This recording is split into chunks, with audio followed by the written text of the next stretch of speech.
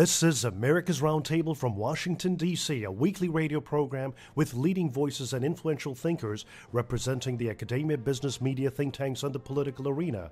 I'm Anand, Samy, your co-host, joined by Natasha, Srdoc, an economist and co-founder of the International Leaders Summit. This weekend, we are pleased to have Nehring join us on America's Roundtable. Nehring is a veteran conservative leader who served as the chairman of the California Republican Party, responsible for the direction and management of the largest state Republican Party in the nation. He has over 20 years of domestic and foreign policy and political experience serving public policy, political, nonprofit, and government organizations. He's a contributor to several of America's leading online news outlets, including BigGovernment.com and RedCounty.com. Nehring's commentaries are featured in Politico's The Arena. Welcome, Ron. Welcome, Ron. Thank you very much. When we look at the Washington, D.C. corridor and what's happening in this particular city, we certainly have significant problems on our hands. Our federal budget in 2008 was $1.8 trillion, and now we are facing a $3.8 trillion federal budget. Our interest alone is estimated to be at $224 billion, around 6% of the entire budget. And if our interest rates go up, it will be a nightmare to keep up. In fact, the Wall Street Journal this past week communicated that Boehner's Plan B was supposed to be a combination of confidence building and a fallback option for the speaker, and its success was to send a message to the White House that he could deliver his caucus, thereby strengthening his hand in negotiating and constructing a fallback so his members wouldn't take the blame for pushing the country off the cliff.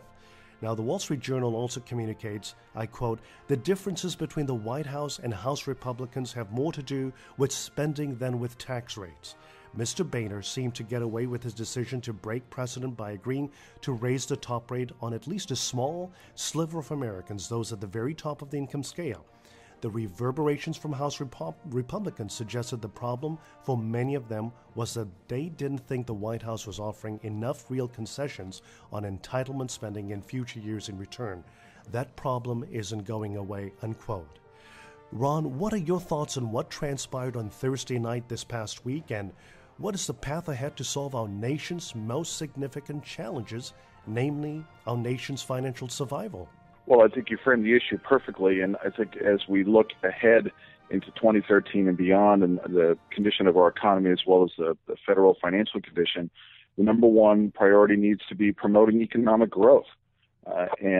We currently have an economic recovery that is the slowest of any post-recession recovery that we've had in modern times. And the slower the economy grows, the less tax revenue that's generated for the federal government, and this debt and deficit problem becomes greater. And unfortunately, we have a paradigm that's been established here where business leaders and those people responsible for guiding investment take a look at what's the current condition of the economy, what the policies coming out of Washington, Obamacare, threats to raise taxes on small businesses and the like, and conclude that now is not a good time to invest. That's why many of America's largest businesses are hoarding cash. They're not investing. Apple, Citibank, other companies have plenty of cash on hand, but they're not investing it because they need some degree of certainty going forward in order to have the confidence necessary to see what's the return going to be on that investment. And so they're hedging their bets, and that's costing us jobs. So while large corporations are holding on to cash, it's small businesses that are going to generate the jobs necessary to put Americans back to work. But most of those small businesses file tax returns at the individual rate. That is, they don't pay the corporate income tax rate, they pay the individual income tax rate. And it is those folks that President Obama includes when he says he wants to raise taxes on, quote, the rich. And the problem with that, of course, is that so many people who work for small businesses are going to be affected when that tax burden goes up. And so we have this death spiral to a degree where we can't get economic growth necessary in order to reduce this debt problem because Washington is not moving in the direction of promoting economic growth whatsoever. This is why it's not a good idea to go to play this class warfare game and say, well, we're just going to raise taxes on, quote, the rich, because it's your small businesses and family farms and such that pay taxes so much at that rate. I think Speaker Boehner's in a tough spot because he doesn't have the luxury of only being a legislator. If you're a and I've been in the lawmaking capacity to a degree, and when you're simply a member of a legislative body and you can simply vote no or yes, you're just casting votes on how the world should be. No, I don't like that. I like this, and so on and so forth. And you really have no responsibility for the final outcome. Speaker Boehner, on the other hand, is more like an executive. He has to deliver something. He has to deliver a final result, even if it's not perfect. And what we do know is that because of how these tax rates were structured, and I think the problem is baked into the fact that these rates are set to automatically go up absent some sort of action, that Speaker Boehner wants to protect as many Americans as possible from a tax hike. And every American will have their tax rate go up on January 1 if nothing happens. So I think Speaker Boehner is trying to do his best to protect as many people as possible from a tax hike. And he is in the weakest position of the three main players of Harry Reid, himself, and the president. John Boehner is in the weakest position, and I think he's trying to play a weak hand as best as possible to protect taxpayers and the economy. Right, and tax increases won't resolve anything. Our national debt today is $16 trillion with $1.1 trillion budget deficit in 2012. And we discussed with Dr. Walter Williams on America's Roundtable 2 weeks ago about $8 trillion of tax revenue needed every year just to avoid increasing the national debt. In a recent article in Wall Street Journal authored by Chris Cox and Bill Archer, who both served on President Clinton's bipartisan commission on entitlement and tax reform, they stated that if the government confiscated the entire adjusted gross income of these American taxpayers, of individual taxpayers, and of all corporate taxable income in the year before the recession, when it was the largest, it wouldn't be nearly enough to fund over $8 trillion per year in the growth of U.S. liabilities. So isn't there higher urgency to talk about reducing spending? Well, certainly there is. You're exactly right. And you can give President Obama all of the tax increases he wants, and the federal debt, the national debt, will increase by $8 trillion over the course of the next few years. So, yes, cutting spending and reforming federal programs is critically important. Here's the challenge. The bulk of this spending are these so-called entitlement programs, Social Security, Medicare, Medicaid, etc.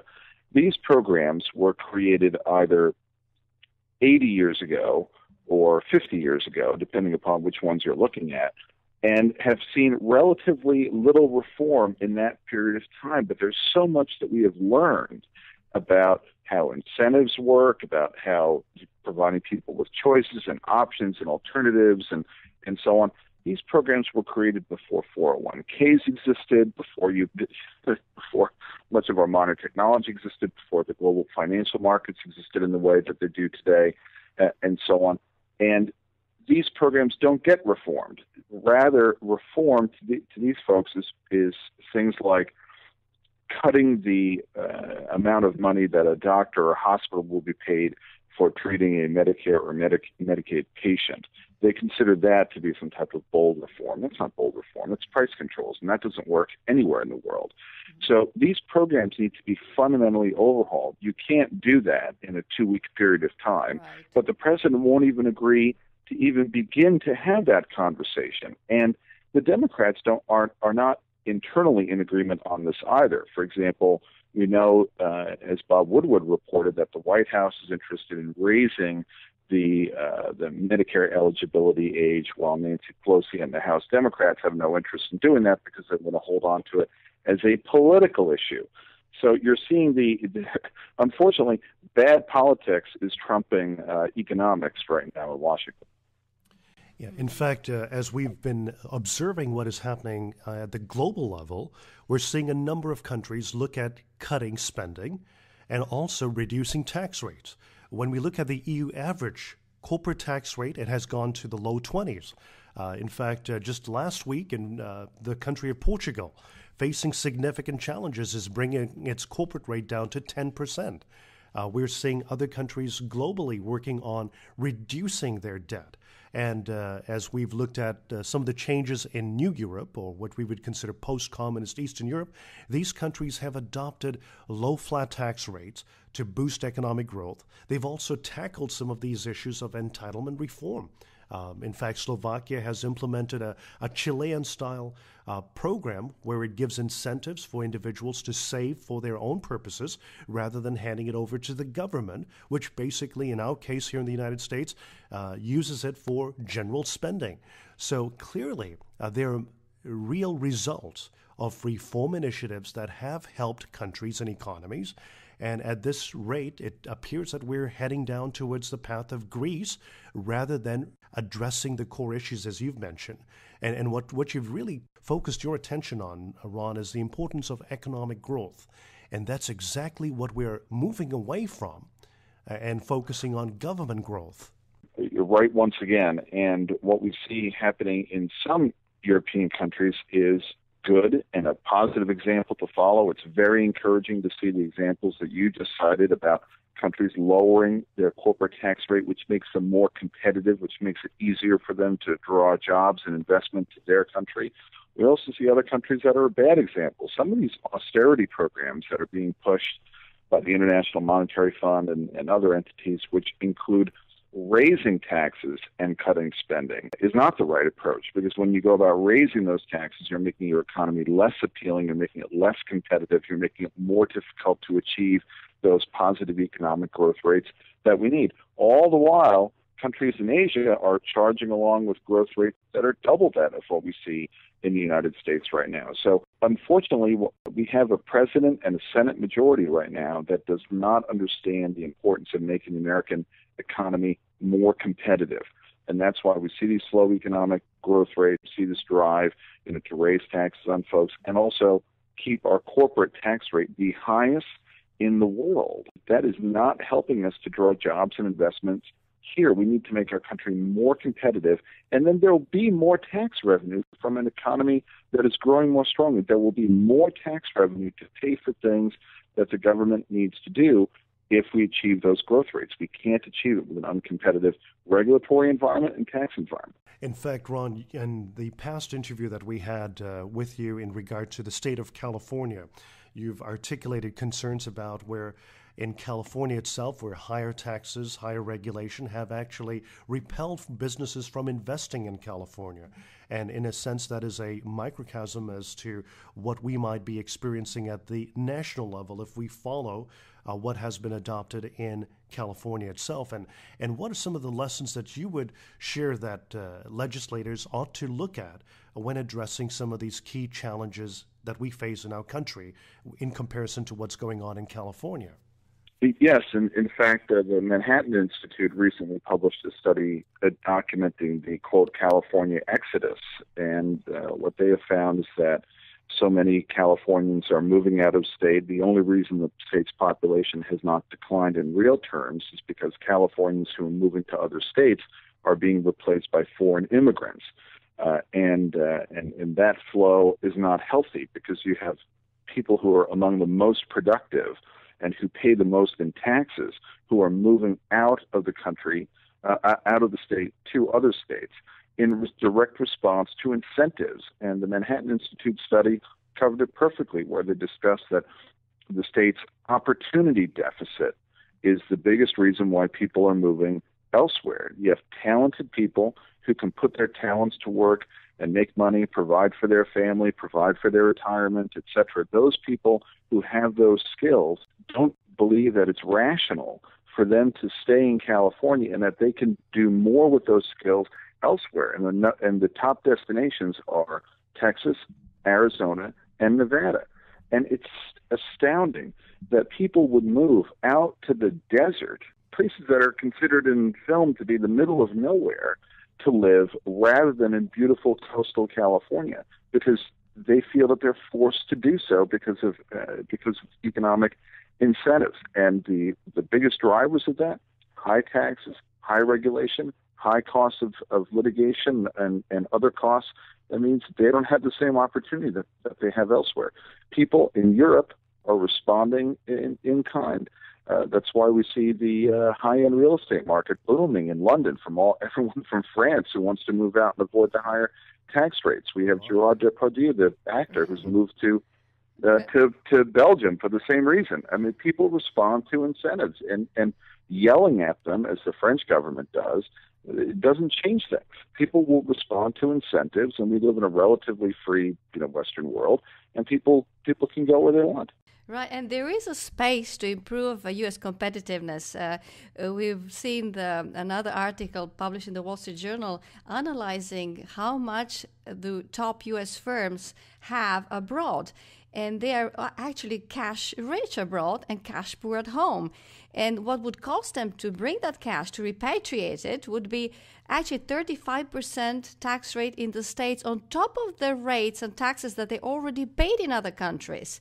So the analysis showed that, for example, General Electric has more than $50 billion in cash abroad, and Microsoft has almost $60 billion cash abroad, and so on. So there are, large companies and really reluctant to bring that cash back. If there would be a flat tax rate, a low rate, even sometimes avoiding double taxation, obviously, there are lots of treaties that should be applied in this case as well. But there is a potential to bring that cash back, to invest, to bring employment, and to bring growth to the U.S. market. That's right. And our tax policy and many of our immigration policies are rooted in a time before people had the freedom to move capital and themselves the way that they do. We have a bizarre set of incentives right now where we encourage, for example, students who come to America, they get their PhD, and we require them to go use those talents back home to generate prosperity rather than stay here and put those talents to work here. We also, through our tax structure, encourage American companies like Apple and GE and others that are selling products overseas. They make that sale. The profits from that sale go into a foreign bank account, and it stays there. And then it's available to those banks to use for investment purposes and the like, rather than coming back here, being repatriated, and being invested here in this country. By the way, I think it's noteworthy mentioning Apple, which is a California company, when they needed to build a new server farm for their iCloud and Apple iTunes services, which require massive amounts of data storage. They didn't build that facility in their Cupertino headquarters. They built it in the American South, where the costs are much lower than they are here in California. And that is truly a sign of how investors, business leaders are responding to incentives. And in regard to some of our discussions that we had earlier on, I would just like to take this moment to somewhat pivot to another very important area, and that is the importance of implementing real solutions. We've had a number of leaders from the center-right, from the Republican, from the conservative movement, talk about principal ideas and implementing that. However, on November 6th, we certainly saw the results of what happened, and reflecting on the 2012 presidential election as a chairman of California's Republican Party. In your view, what are some of the lessons learned from the 2012 presidential election? Well, I think there are a few very important lessons to take out. The first is to recognize that in America's political system, more so than in Europe, candidates are in charge. The Republican National Committee doesn't tell Mitt Romney what to say and do. It's Mitt Romney that dictates to the Republican National Committee what it will do.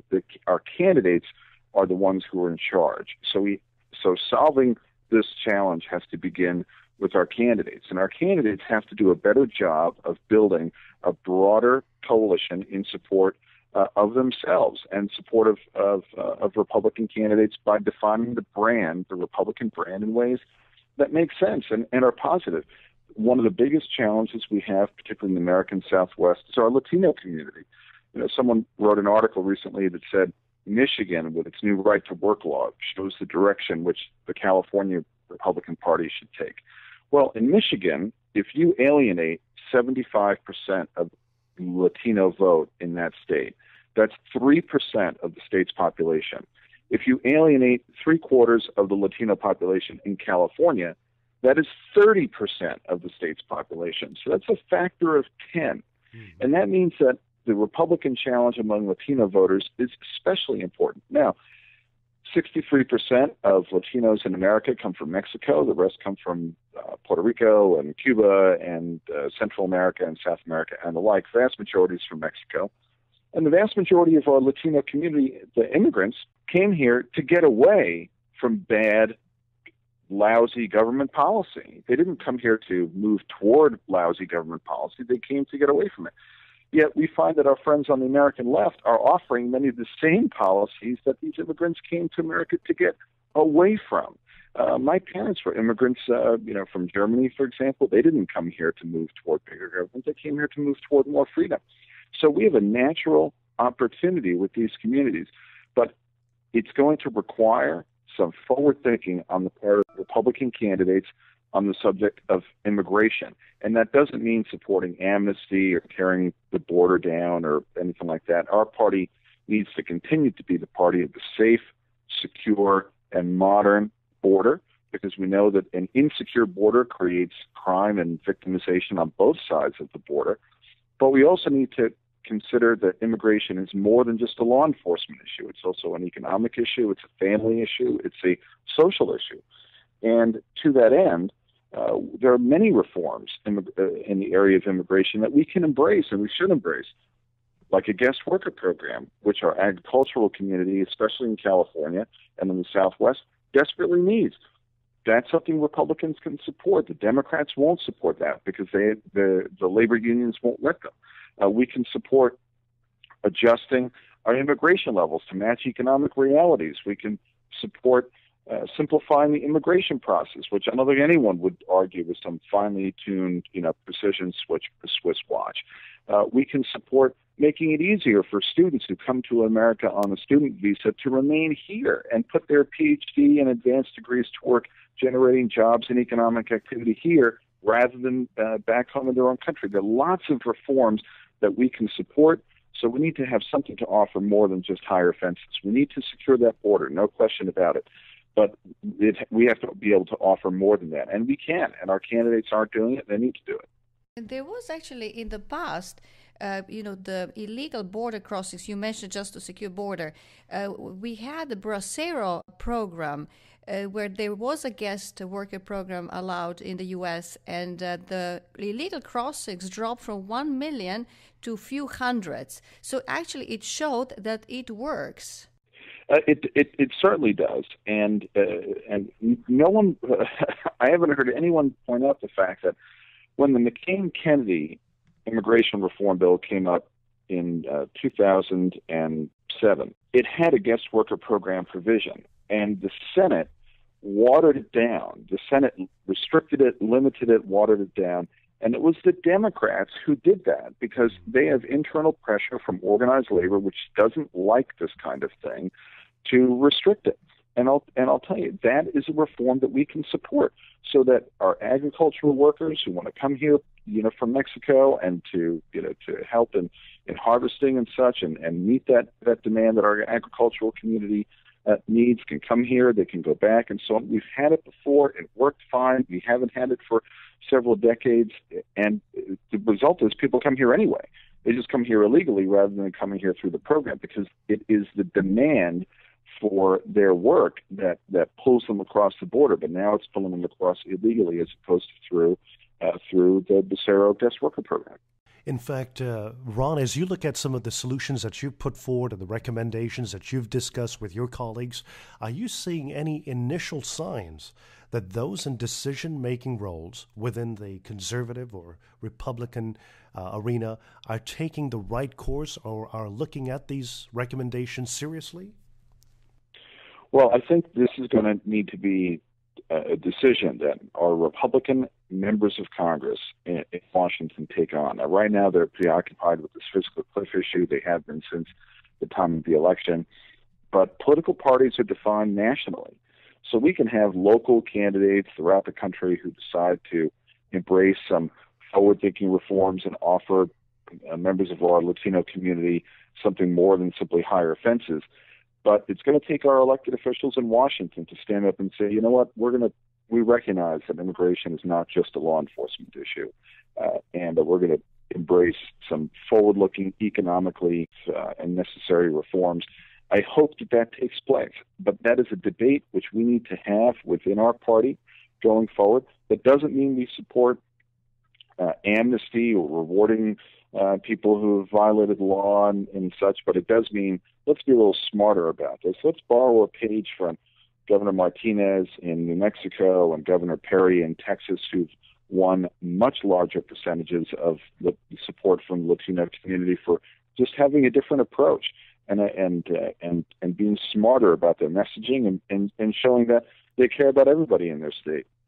As you mentioned, messaging and also communication, that the community of Latinos is actually knows that Republicans are supporting guest worker programs and that gets watered down by Democrats. Was there a communication failure in that respect as well?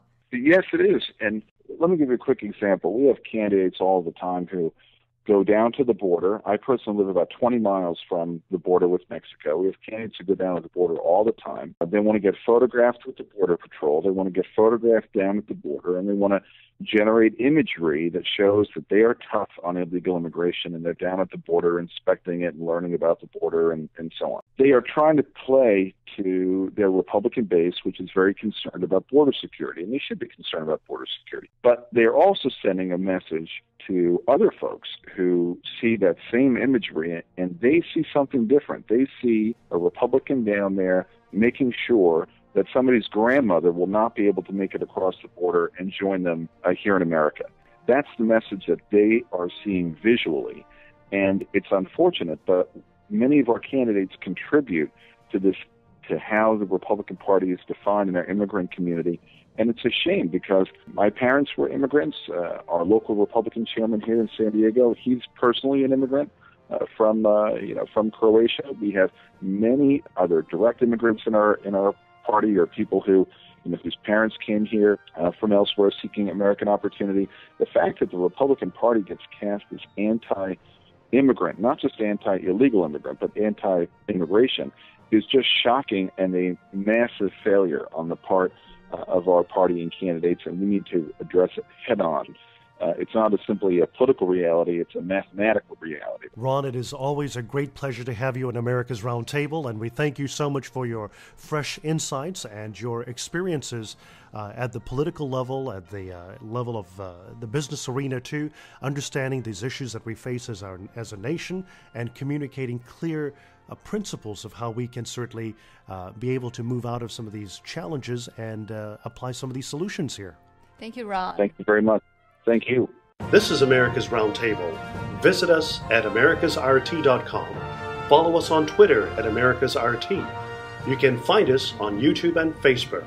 Like and share.